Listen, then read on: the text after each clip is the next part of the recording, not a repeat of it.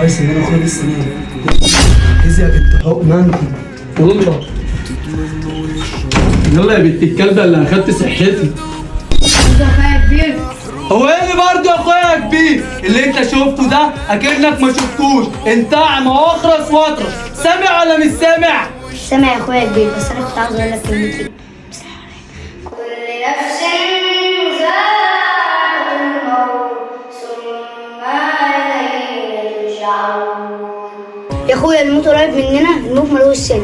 يا حبيبي انا عارف ان الموت قريب مننا ومالوش سن، وبعدين وانا على اخر الزمن اخويا الصغير اللي هيعلمني الصح من الغلط؟ انا لسه شباب وعاوز اتبسط، وربنا ما بياخدش الشباب اللي زي، بياخد العواجيز بس. اتكل على الله.